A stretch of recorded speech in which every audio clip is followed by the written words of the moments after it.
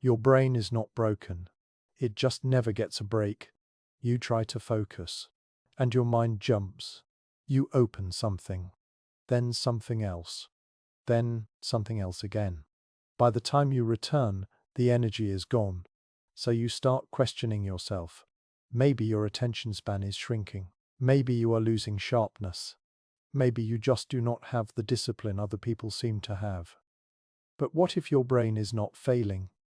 What if it is reacting exactly the way any brain would after years of constant input, constant switching, constant stimulation? Keep listening for a second, because the most confusing part of overstimulation is how normal it feels while it is happening. You still wake up, you still work, you still answer messages, you still make basic decisions. From the outside you look functional. From the inside your mind feels thin. Not tired in the old sense. More like it has been divided into too many small pieces. You sit down to do something simple and your attention slips away before you even begin. You finish a video and your hand opens another app without you deciding to. You read the same paragraph twice. You check the time, then immediately check something else, then forget why you picked up the phone in the first place. And the strangest part is that you cannot point to one clear because there is no single crisis, no single problem to solve. Just a constant feeling that your brain is running, but not arriving. That feeling is not proof that you are broken. It is proof that your nervous system is adapting to a steady flood of signals it was never meant to face all day. Picture a normal morning. You wake up, and before your feet touch the floor, you scan your screen. Not because you love it, because your brain wants to know what changed while you were asleep.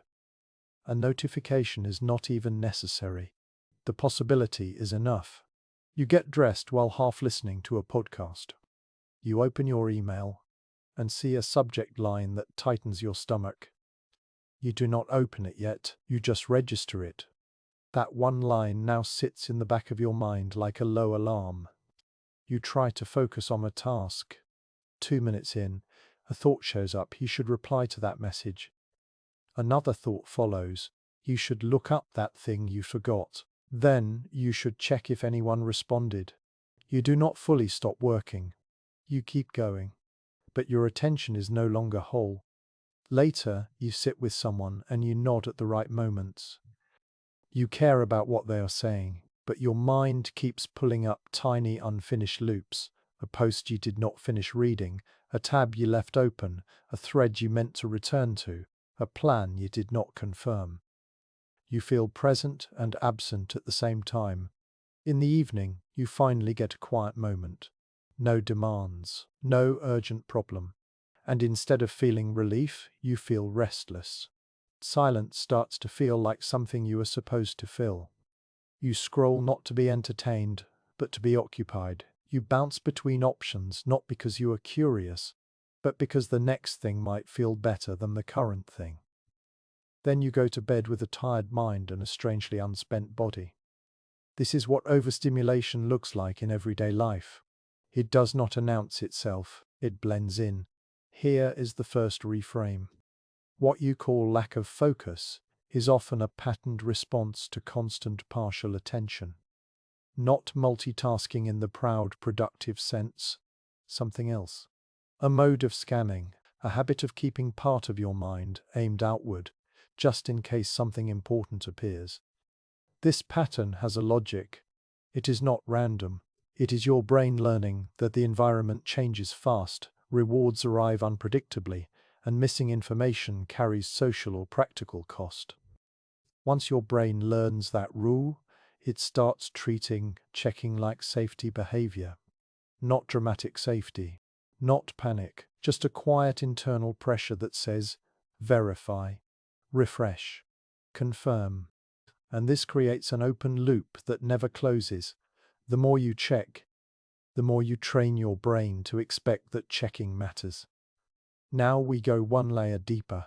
Overstimulation is not only about how much information you see. It is about how your brain has to hold itself back. Even when you are not actively using your phone, The phone still represents access. Access to social updates, work demands, novelty, and relief from boredom. Research has found that simply having your smartphone nearby can reduce available cognitive capacity, even when it is silent and even when you think you are focusing. That effect is not mystical. It is the cost of inhibition. Part of your mind is doing a background job. Do not pick it up. Do not check. Stay here. That background job uses mental resources, so your willpower feels weaker, not because your character changed, but because you are already spending attention to maintain a boundary. Then comes task switching. Each time you break focus, your mind does not instantly snap cleanly back. A portion of attention stays stuck on the previous thing. This is known as attention residue. It means the last task leaves a film behind, especially if it was unfinished or emotionally loaded. That film dulls the next task. You still work, but the work feels heavier. You still read, but comprehension drops. You still listen, but it takes effort to track. So you try to compensate. You speed up. You add stimulation. You play something in the background. You keep multiple windows open. You chase a feeling of momentum. But you are not building momentum. You are reducing friction by lowering depth. And that is the quiet trap. Overstimulation does not always make you stop. It makes you skim. Now the turning point. Notice what your day has been training you to do. This is not a personal failure. It is a learned attention style. There is a deeper layer than distraction, because what looks like too much screen time is actually a system that keeps your brain in a state of low-level readiness, like you're always about to respond to something. That readiness is the real drain. Mechanism layer 2 is about rewards, and it is where the problem becomes stubborn. Your brain is not designed to ignore reward cues. It is designed to learn patterns, what predicts something useful, what predicts social approval, what predicts relief. The modern attention environment runs on variable rewards. Sometimes you check and there is nothing. Sometimes there is a message that changes your mood. Sometimes there is a post that hooks you for 20 minutes. Sometimes there is a piece of information that feels like progress. Unpredictability strengthens the habit. Your brain learns that the next check might pay off. Not always, just often enough.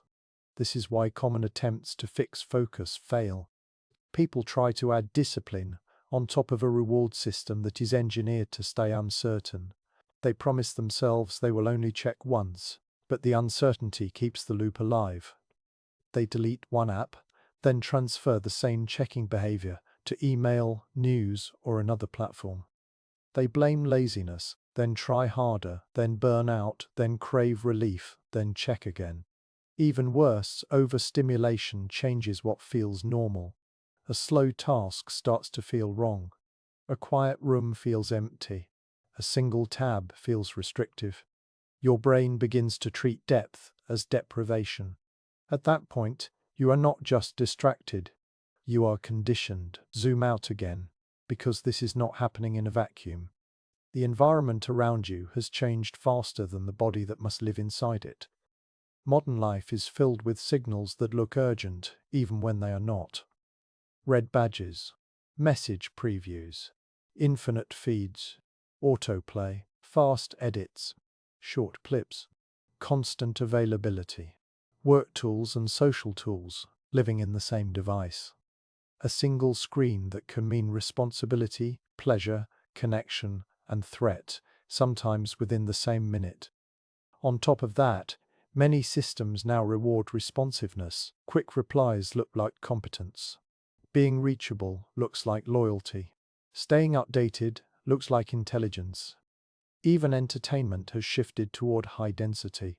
More cuts, more hooks, less waiting. So your brain adapts the way it always adapts. It becomes faster at scanning, faster at switching, faster at noticing.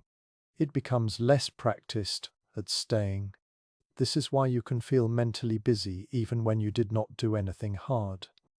Your brain spent the day managing signals, suppressing impulses, reopening loops and carrying residue.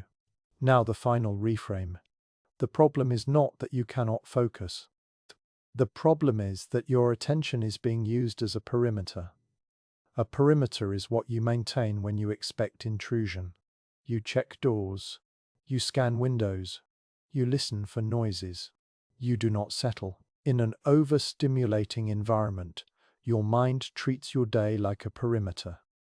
It keeps a portion of itself watching for the next demand, the next update, the next shift in social weather. So when you try to sit down and do one quiet thing, it feels unnatural. Not because the task is hard, but because your brain has learned that one thing is unsafe. It means you might miss something. That is the exposure most people avoid. The urge to check is often the urge to reduce uncertainty, not the urge to be entertained.